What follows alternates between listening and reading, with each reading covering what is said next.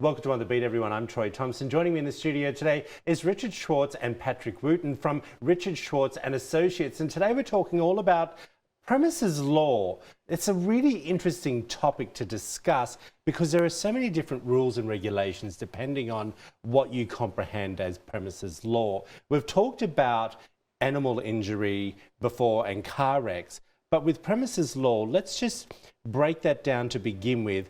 What comes under the banner of premises law? It's pretty encompassing. Yes, I mean, exactly. It's basically if you get hurt on a premise, it could be a slip and fall, it could be anything that happens. There are certain laws and obligations depending upon the injury that you have to prove to be successful in recovery. Now, if I can jump in there, Richard, let's break down two different what we call of the premises law, commercial and private. Because you need insurance for your private home, correct? Absolutely. So the conversation that we want to touch on, is it more commercial or private? Well, what's interesting, when you talk about premises, it covers both. You know, in a premises, in a business, you would be going after their liability insurance for someone's house, which could be a dog bite, an injury in a swimming pool, a trampoline injury. You would be going after their homeowner's insurance. But premises law in Mississippi, what you have to prove is the same across the spectrum, whether it's a business or a residence. Okay, this is interesting. So, can I just do a synopsis? Absolutely. If I'm coming to your home, Richard, and I slip and fall on your front step, does the step need to be broken or it was just wet and I fell over? Okay, it being wet may not be enough. The general standard is that if the homeowner knew or should have known of a danger, then they have that duty to warn you or protect you. And if you can prove they knew or should have known of it, then you probably can make a recovery. Is this similar when we're walking through a supermarket and someone spilt something on the floor and all of a sudden they rush out and put that yellow cone there? Does that allow them to be let off the hook because they notified us?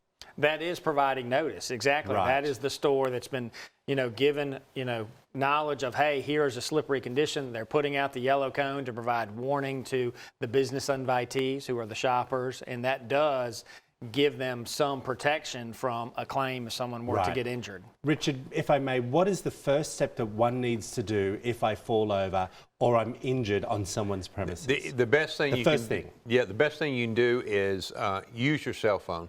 Talk to witnesses, get their names and numbers, record, take pictures of what happened. Try to figure out where it came from and what caused it. Those are going to be the factors that are going to be fresh right there, because there may be a co-employee that may say, oh, I told them to clean that up. Get that recorded because they may forget about that or you won't know who that is later.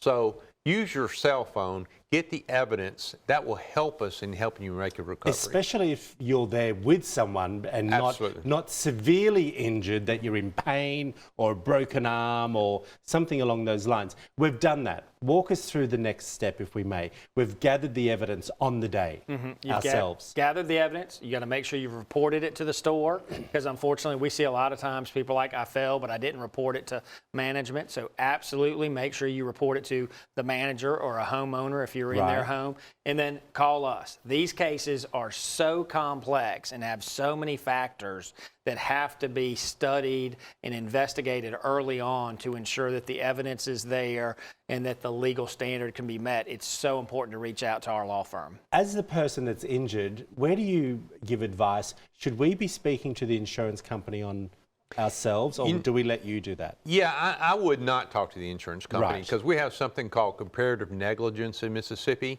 or assumption of risk. And if they can get you to say something wrong, then they can throw part of the fault on you or all the fault on you. So we don't want our clients to talk to the insurance company without our help. Okay.